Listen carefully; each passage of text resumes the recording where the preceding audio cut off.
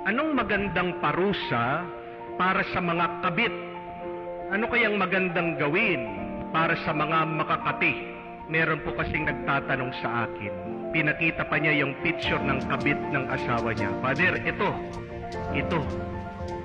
Ipapatulpo ko na po ba? Ano po kaya yung pwede kong maikaso dito? Tulungan niyo po ako. Sumagot naman po ako. Pari po ako eh. Di naman po ako abogado, di naman po ako pulis. Kung tutulungan ko kayong idemanda yung babae, tutulungan ko kayo na maghanap ng parusa para dito sa kabit ng mister nyo. Baka nawawala yung pagkapari ko nun. Ang trabaho ko, ang mission ko bilang pari, ay yung maipaalala sa atin na tayo ay mabuti. Kung may magagawa pa tayong magbago ang tao, much better. At tinanong ko po siya, bakit ba dinidemanda mo? Bakit pinapakulong mo? Sumagot naman po, gusto ko pong magiganti. Pero may follow-up question po ako. Kung gagawin mo ba yan, masasagot ba ang problema? Will that solve the problem? Is punishing somebody the real answer and solution to the problem? Kung maghahanap tayo ng parusa para sa mga kabit, meron. Ito, nabasa po natin sa Ebanghelyo. Sa batas ng mga Hudyo, pag nahuli ka, babatuhin ka hanggang mamatay ka. Death by stoning. At pinapayagan ng ating Panginoong Jesucristo. Pwede, batuhin niyo siya. Pero, merong kondisyon ng ating Panginoon. Narinig niyo po ba?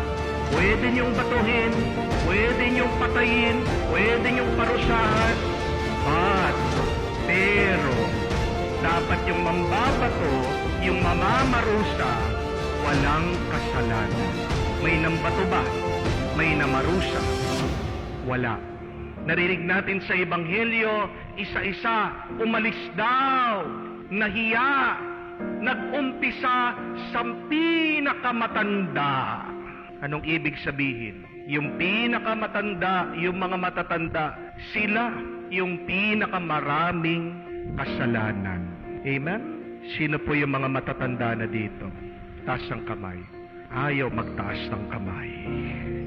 Pwede naman. Kaya lang siguraduhin mo, wala kang kasalanan. Gusto nilang parusahan itong babaeng nakiapid. Sila, may kasalanan din sila. Sinasabi ng ating Panginoon, kung gagawin nyo yan, dapat gawin din natin sa inyo. No exemption. Gusto mo ibang tao mapaparusahan, ikaw meron ka din kasalanan. Di ba dapat ikaw din maparusahan? Dapat pantay-pantay. Everything in equal.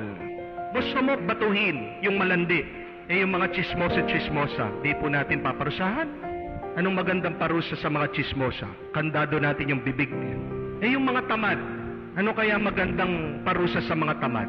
Tali kaya natin sa maandar na jeep para naman gumalaw-galaw. Doon sa mga nangungupit, di natin paparusahan? Putulin natin ng konti yung mga taliri nila. Di po ba? Kung ninanais natin parusahan ang ibang makasalanan, dapat lahat ng kasalanan pinaparusahan din.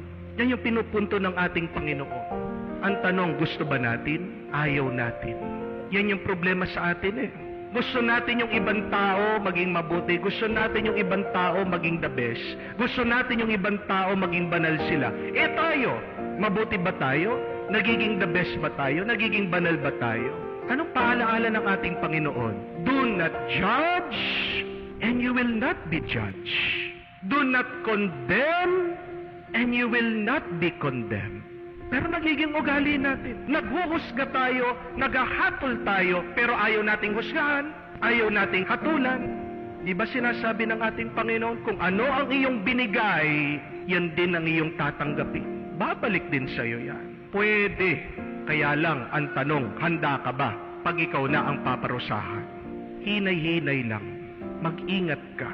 At sagutin mo muna ang tanong, kung paparusahan mo ba, kung sasaktan mo ba? Masasagot ba ang problema? What is the answer? What is the solution to solve the problem of our life, the problem of this world? Is it really punishment? Is it really inflicting pain to others? It is not. Hindi. Dahil alam natin, sa kaibuturan ng ating puso, kung ano talaga ang kailangan nating lahat, kailangan ng buhay na ito. Ano po? Grasya, awa, at bendisyon. This is the solution. This is the answer. This is our longing.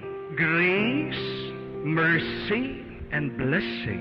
Iyan ang pagkakaiba ng tatlong yun. What is the difference of grace, mercy, and blessing? Ito po.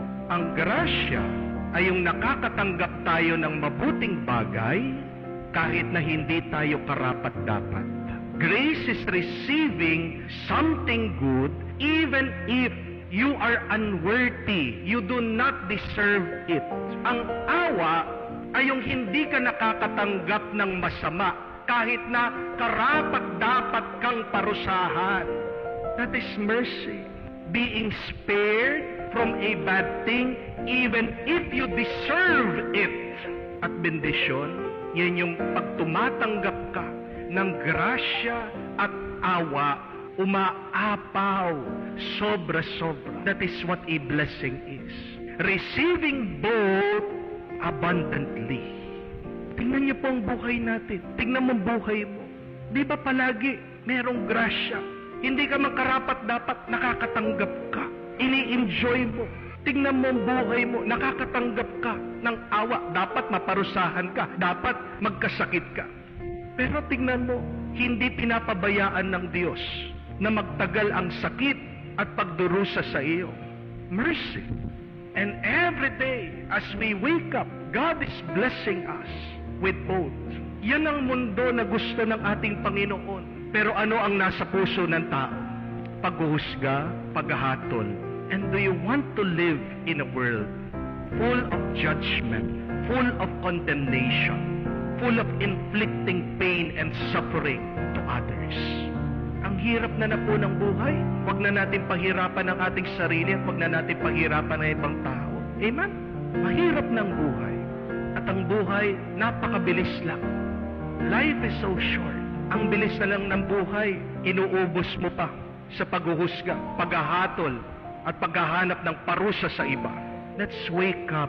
Magising-gising naman po tayo. Di ba napakasaya? Napakasarap kung tayo ay mabubuhay sa isang mundo na puno ng grasya, awa, at bendisyon ng Diyos.